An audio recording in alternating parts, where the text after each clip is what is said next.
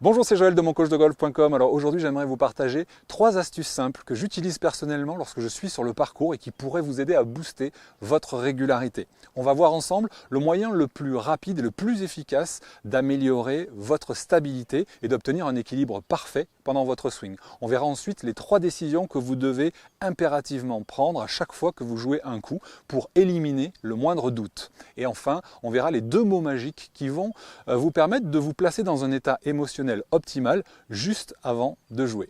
Alors aujourd'hui, je tiens à remercier le golf du Royal Mougins qui se situe juste à côté de Cannes, sur lequel je tourne cette vidéo en partenariat avec Golf Magazine. En effet, vous allez voir cette année, je vais animer entre guillemets la rubrique Mieux jouer de Golf Magazine, et tous les mois je vais vous donner plein de conseils et plein d'astuces pour améliorer votre golf. Et ce mois-ci, dans le magazine du mois de février, on va voir les 7 secrets d'un swing régulier. Alors pourquoi la régularité? Parce que, eh bien, par expérience, j'ai donné plus de 55 000 leçons ces 25 dernières années. Par expérience, le problème numéro 1, la frustration numéro 1 des golfeurs, c'est le manque de régularité. Et quoi de plus énervant que de rater un coup qu'on sait pourtant faire d'habitude, mais dans un certain contexte, dans certaines situations, boum, on n'y arrive plus. Ou alors on se déconcentre, ou alors on est gêné par des partenaires, par des gens qui nous regardent, par un rythme de jeu qui est trop lent, etc. etc. Et c'est encore plus frustrant si vous avez déjà passé des heures et des heures et des heures à vous entraîner pour justement avoir un swing plus régulier, et si en plus vous avez pris beaucoup de cours, fait des stages pour parvenir à avoir un minimum de régularité pour vous faire plaisir. Vous allez voir que la régularité ne dépend pas que de votre technique. Ce que j'aime dire, c'est que avant d'être des golfeurs, nous sommes des êtres humains. C'est-à-dire nous sommes dotés d'un corps, d'un cerveau et d'un cœur. Et justement, les 3 astuces que je vais vous donner vont aller cibler ces 3, on va dire ces 3 paramètres majeurs qui font ce que nous sommes et qui sont essentiels pour justement obtenir un jeu régulier. Je vous propose de voir ça tout de suite. Allez, c'est parti pour cette première astuce qui va concerner votre corps, et on va parler du déséquilibre. En effet, même si au golf on peut paraître statique, comparé à un sport comme le tennis, le badminton ou le squash par exemple, où là on va se déplacer pour aller chercher la balle, là la balle ne bouge pas, donc on est en position et on pourrait penser, en tout cas un non-golfeur pourrait penser que c'est beaucoup plus facile de maintenir son équilibre lorsqu'on joue au golf que dans d'autres sports. La réalité, c'est que la marge d'erreur lorsqu'on joue au golf avec une tête de club, vous avez vu, qui est minuscule, comparé à une raquette de tennis ou autre, eh bien l'esprit, c'est que la moindre petite erreur, le moindre petit déséquilibre pendant le mouvement va causer des fautes de contact. Et le point de contact sur la face de club va avoir une incidence sur la distance que vous allez faire, sur la direction que votre balle va prendre, et aussi sur la sensation que vous avez au moment de l'impact. Donc, l'équilibre, c'est pour moi le point numéro 1 à surveiller en premier si vous voulez avoir plus de régularité. Comment faire? Je vais vous donner une astuce très simple qui va, et vous connaissez le principe si vous me suivez déjà depuis un petit moment, qui va solliciter des chaînes musculaires différentes en fonction de votre style, aérien ou terrien. Je ne vais pas rentrer dans les détails ici, je vous donnerai à la fin de cette vidéo le moyen de découvrir si vous êtes aérien ou terrien, si vous ne savez pas, ou même aller encore plus loin pour découvrir votre profil de coordination de base. On y reviendra plus tard. L'esprit ici, c'est que si vous ne savez pas si vous êtes un aérien ou un terrien, c'est justement d'aller chercher ce qui va se passer en tapant des balles lorsque vous allez placer votre poids sur le tiers avant de vos pieds, en essayant d'avoir une position assez droite. Si vous prenez en exemple certains joueurs, si vous regardez le golf à la télé, vous verrez des joueurs comme Ian Poulter ou par exemple Bubba Watson qui ont une position assez érigée. Tout le monde n'est pas aussi droit qu'eux, mais ça vous donne un petit peu l'esprit d'être avec une sensation de légèreté sur le tiers avant des pieds. Ça, c'est le premier style de posture qui est la mienne, qui correspond à la manière dont je me place personnellement, parce que je suis un aérien. Et si vous êtes un terrien, vous serez beaucoup plus efficace si vous cherchez de l'ancrage. Vous voyez, si vous venez chercher ici cette position ancré dans le sol, avec le poids cette fois-ci sur le tiers arrière. On est en réalité plutôt sur le milieu des pieds et plutôt un peu sur l'intérieur. Donc vous voyez, vous allez tester, et si vous connaissez déjà, eh bien vous allez simplement vous focaliser sur le fait d'être léger sur l'avant, ou au contraire ancré sur le milieu des pieds. Voilà, ça c'est tiers arrière des pieds, milieu des pieds. Ça c'est pour moi l'élément numéro 1 sur lequel je me concentre. Quand je me mets en posture, je cherche vraiment cette sensation de légèreté et de positionnement du poids sur l'avant. Okay, donc je vais taper la balle juste après, mais je voudrais maintenant aborder le deuxième conseil. Alors la deuxième astuce va, elle, s'adresser à votre mental, d'accord? Alors au niveau mental, on a notre conscient et notre subconscient. Notre conscient, vous le savez, c'est celui qui prend les décisions, qui analyse et qui fait les choix. Et puis notre inconscient, c'est celui qui va gérer. Par exemple, au moment où vous m'écoutez, eh bien, vous êtes en train de respirer, votre cœur bat, vos cellules sont régénérées, votre digestion se passe sans que vous ayez à y penser. Et idéalement, notre swing, c'est la même chose. Moins on réfléchit à ce qu'on fait, en général, mieux ça marche. Mais avant de jouer, ce que je vous propose de faire pour que justement votre inconscient puisse faire le travail sans être, on va dire, perturbé, eh bien il faut prendre 3 décisions essentielles. Sinon, vous allez être plein de doutes. C'est-à-dire qu'au moment où vous allez être sur votre balle, vous n'allez pas sentir le coup. Vous allez vous dire « Ah, celle-là, je la sens pas, je ne sais pas ce qui se passe, mais là, ça ne va pas. » Et dès que vous avez cette, on va dire, cette impression, c'est que vous avez oublié un des 3 choix qu'on va voir tout de suite. Et quand vous regardez les champions à la télé, c'est assez courant de voir un joueur qui est devant la balle, qui ne sent pas quelque chose et qui va se retirer et qui va recommencer pour justement éclaircir quoi? Ces 3 choix. Quels sont ces 3 choix? Premier choix, ça va être le choix de la cible. Ici, par exemple, je suis sur le trou numéro 2 du Royal Mougins. Il y a un énorme obstacle d'eau devant, il y a un énorme dénivelé. Bref, donc contrôler la profondeur. Encore par chance, il n'y a pas de vent, mais contrôler la profondeur sur un trou comme ça où il y a un dénivelé énorme, c'est pas évident. Alors quand on connaît bien le parcours, ça va, on est habitué, mais quand on ne connaît pas trop le parcours, c'est pas évident. Et donc, il faut prendre une marge de sécurité. Ça va dépendre aussi de votre, on va dire, le choix de la cible va dépendre aussi de votre confiance en vous et puis de votre, on va dire, de vos compétences. Si vous êtes classé 0, 10, 20 ou 30, vous n'allez pas avoir les mêmes compétences et donc votre zone va pas être au même endroit. En ce qui me concerne, ici, le danger est clairement devant et à gauche. Il y a de l'eau, donc là, je sais que moi, je vais plutôt m'appuyer sur le milieu du green et au fond.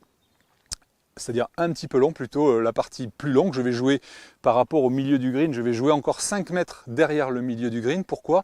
Pour prendre une marge de sécurité au cas où je ne toucherai pas parfaitement ma balle, au moins je sais qu'elle sera début green et pas dans l'eau. Ça c'est la première chose. Quelle cible je vais viser? Ce n'est pas forcément le milieu du fairway ou pas forcément le drapeau. La deuxième question à vous poser, c'est quel type de coup je vais jouer. Est-ce que je vais jouer un plein coup? Est-ce que je vais jouer un 3/4 de coup? Est-ce que je vais jouer avec un effet, avec un fade ou avec un draw? Est-ce que je vais jouer un coup punché? Évidemment, tout ça va aussi dépendre de votre niveau de confiance, de la situation aussi, et en même temps de votre niveau de compétence, de votre niveau de jeu. D'accord? Donc ça, c'est la deuxième chose à prendre en compte. Quel type de coup je décide de faire? D'accord? Par exemple, là, pour moi, ça va être un fade. Je vais comme ça m'éloigner du danger. En plus, je vais faire un petit peu moins de distance. Bon, je ne vais pas rentrer dans le détail de l'explication ici, mais le but, c'est de faire un choix clair sur le type de coup qu'on va décider de jouer. On sait quelle cible on va viser, on sait quel club on va jouer. Pardon, on sait quel coup, je fais le lapsus, quel coup on va taper. Et maintenant, quel club je vais choisir en fonction de ça. D'accord? Alors là, ici, quelle distance j'ai? J'ai 168 mètres. D'accord, 168 mètres, mais j'ai un dénivelé qui est énorme, d'accord? J'ai un dénivelé qui est probablement pas loin des 15-20 mètres faciles, je pense, hein, facilement 20 mètres. Donc, je vais enlever 2 clubs à la distance, ce qui veut dire que là, je pense que le fer 8 pour aller chercher plutôt le fond du green et pas prendre de risque est le bon club. Donc, à partir de là, qu'est-ce qui se passe? Eh bien, je vais commencer à faire mon coup d'essai avec la sensation d'être sur l'avant de mes pieds, puisque je suis un aérien, ok, et je vais me concentrer sur mon équilibre. Ok. Et maintenant, je vais me concentrer sur ma cible, sur le coup que j'ai joué, c'est-à-dire ma prise de décision. Je vais m'aligner, me mettre sur l'avant et jouer.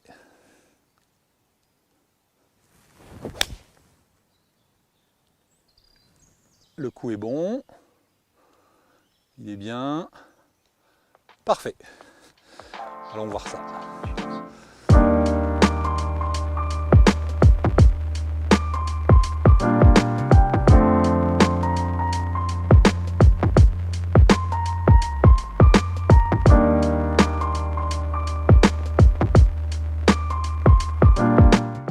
Alors juste avant de la mettre en application en jouant le putt, eh bien j'aimerais vous présenter cette troisième astuce que j'utilise sur le parcours et qui devrait vous aider à améliorer votre régularité. Il s'agit de vos émotions et de gérer notamment une émotion qu'on rencontre très souvent sur le parcours qui est la peur. D'accord? La peur de quoi? La peur de rater la plupart du temps.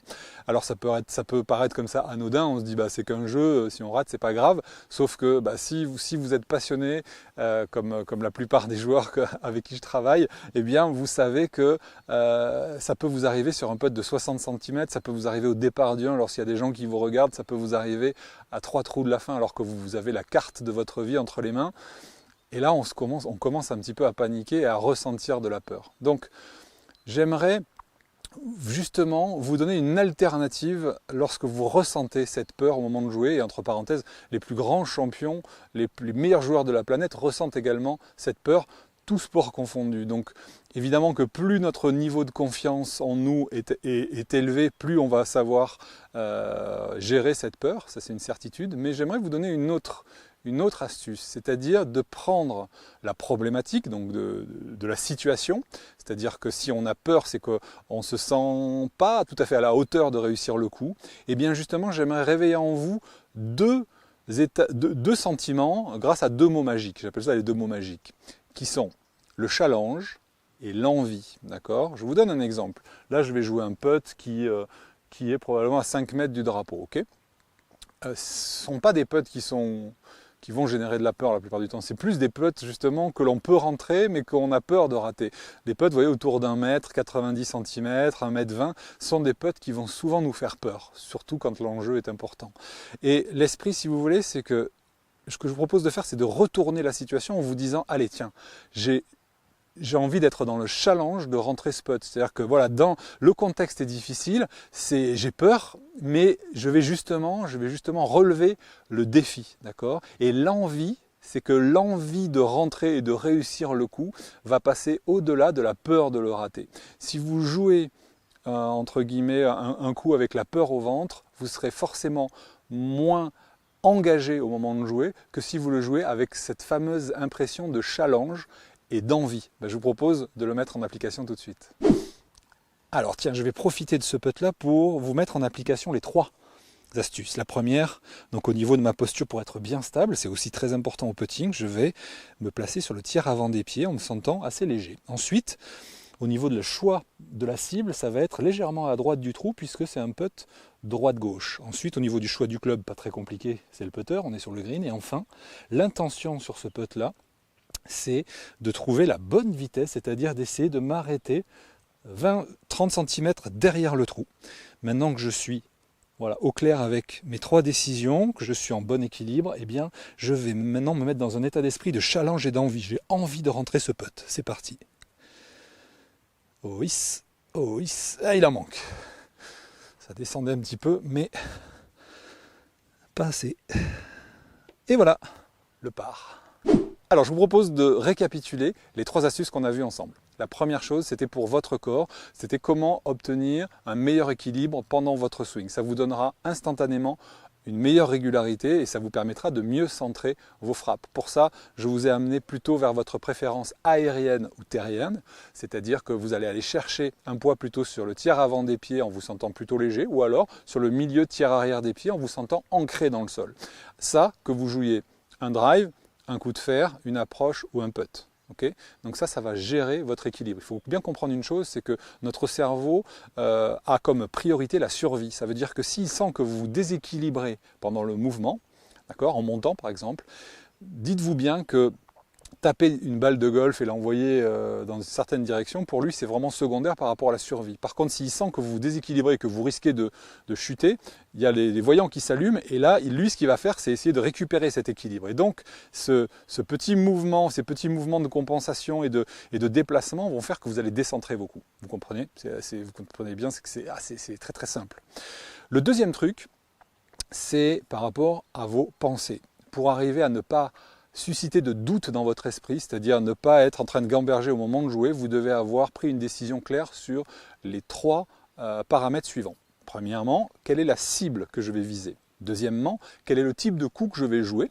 Et troisièmement, quel est le club que je vais utiliser? Si déjà vous êtes au clair avec ces 3 points-là, eh bien je vous garantis que vous allez beaucoup moins douter au moment de vous retrouver au-dessus de votre balle. Et enfin, la troisième chose qu'on vient de voir à l'instant, c'est d'utiliser et une alternative à la peur qui consiste à dire ok, c'est une situation délicate, eh bien je vais me mettre dans le challenge et dans l'envie de réussir le coup que je suis en train de jouer. Et du coup, on a la même problématique, sauf que l'état d'esprit va nous permettre de nous engager dans le coup au lieu de le retenir ou de jouer petit bras.